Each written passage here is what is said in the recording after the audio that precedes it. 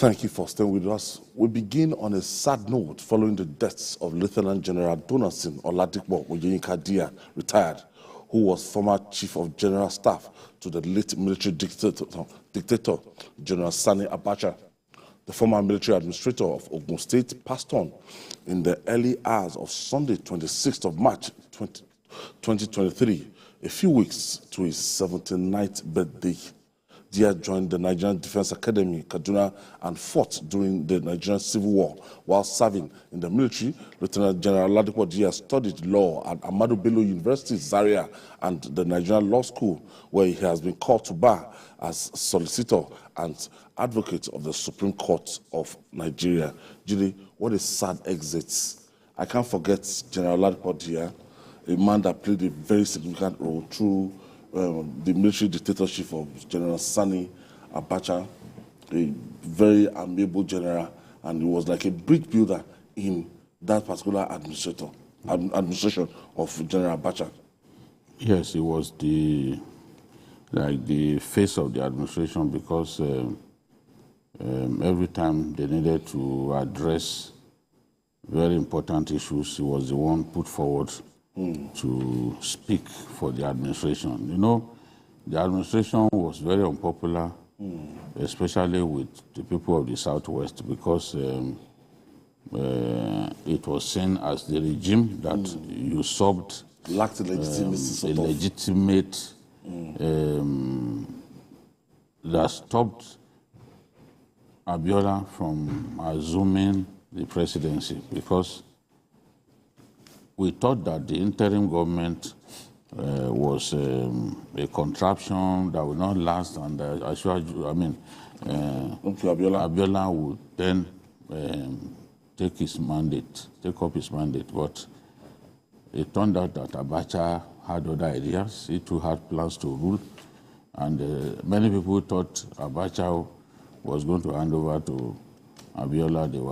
They were mistaken, because Abacha, in fact, ruthlessly held on to power and eventually detained the winner of the June 12 election. So, given how popular the regime was with the people of the Southwest, Diya was the one often used to speak to the traditional rulers, to speak to opinion holders. You know, he was used to sell the administration, and he was very, very effective at that. It's unfortunate that he had to die after years of frustration. He lost his rank because of the coup that was planned to topple Abacha. He lost his rank, and generally he lived a good portion of his life frustrated.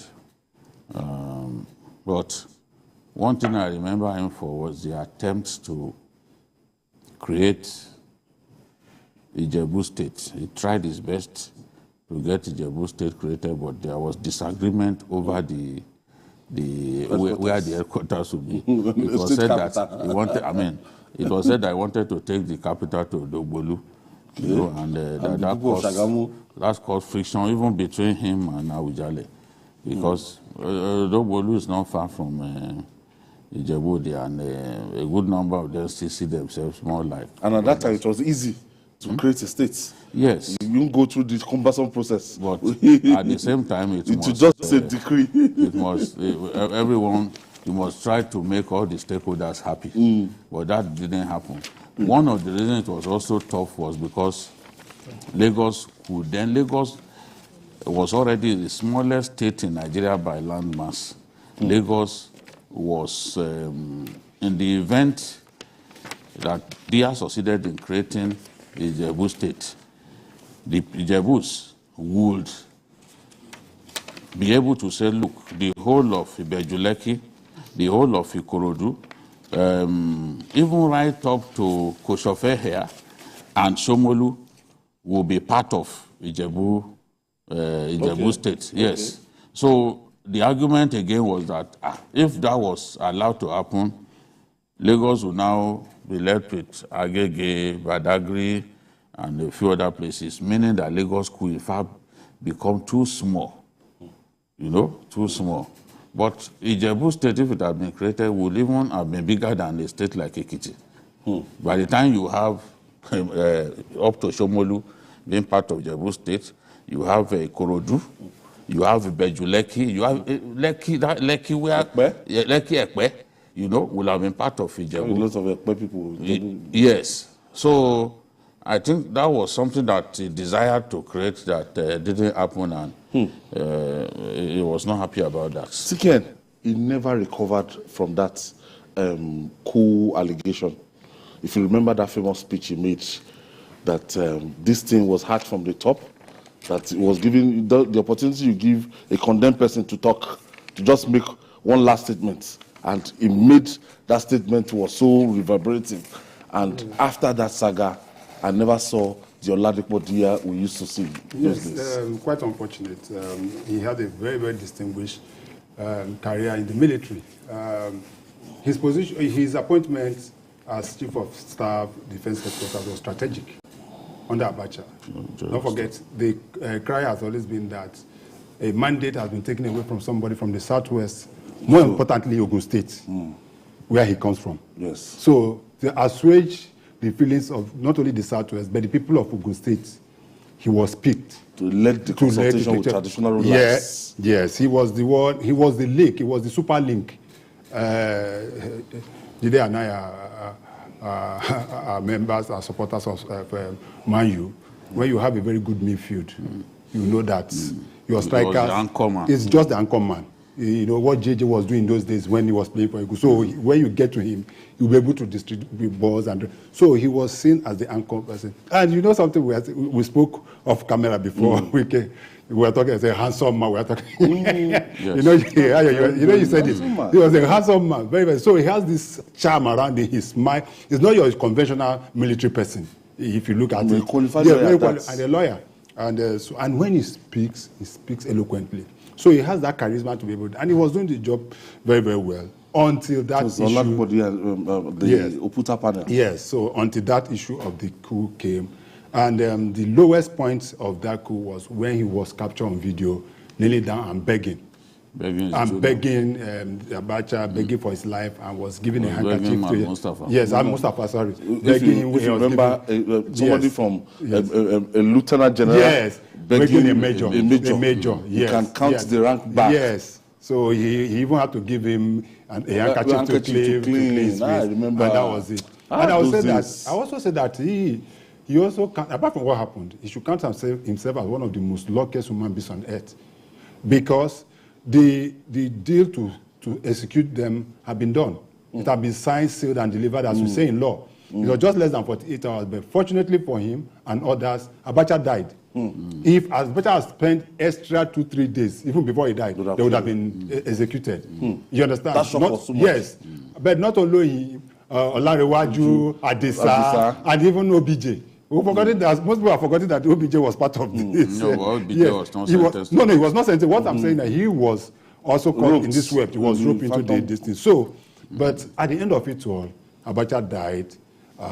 That regime went away. Abdul Salami came, and that was it. And as Jide rightly said, one of the greatest things that I would do not put it is the ranking. There is nothing that affects a military officer than being derank. I remember vividly. It was never restored.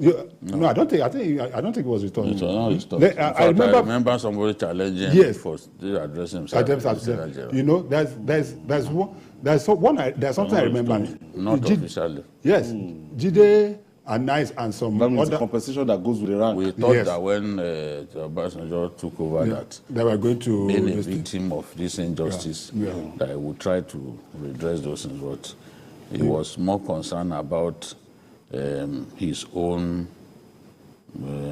issue more than anyone else. That was one of the questions that they tried to ask him one day that he got angry, was the people that you are detained together, people like Kunle Ajibade and the rest of them. Yes, I remember. Why didn't you push for their convictions to be quashed so that they can get a pardon.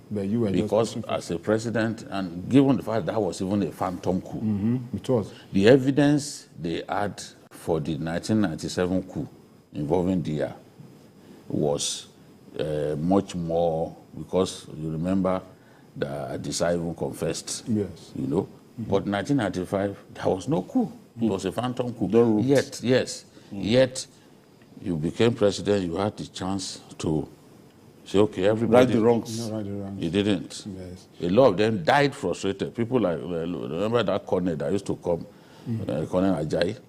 That used to come here. Yes, he died a frustrated man. So their ranks were not restored. They just died frustrated. Yeah, so and he could have lifted their spirits by simply saying, look, these guys are not convinced anymore. And he could have paid them their even compensation.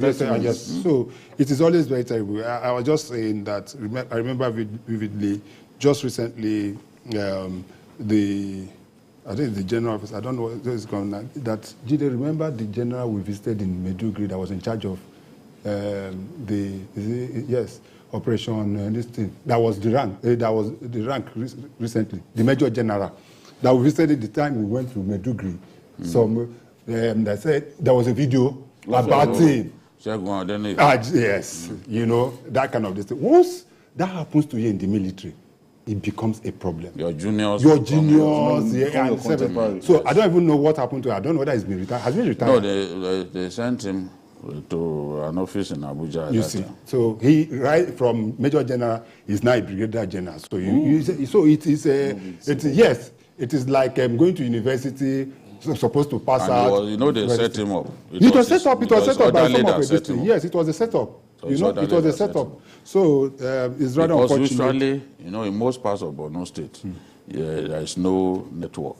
So when they go into the bush to fight, they cannot use their phones. So he wanted the Chief of Army Staff to see the situation of things on the ground. See, we have lost the tires of our MRAP. This guy, we have lost troops. We are surrounded. So his plan was, okay, let me film this thing. When I get back to Maiduguri, I will now upload. So that was the plan. And he wanted the man, he didn't want to be punished, because the Chief of Army Staff at that time could just court-martial you and accuse you of not wanting to fight. So he said, look, it's not as if we don't want to fight. You can see what's on ground. We are here. Me and the Sector 2 commander, we are here. Well, at the end of the day, somebody he trusted, a soldier like him, uploaded it to the internet, and then it went viral.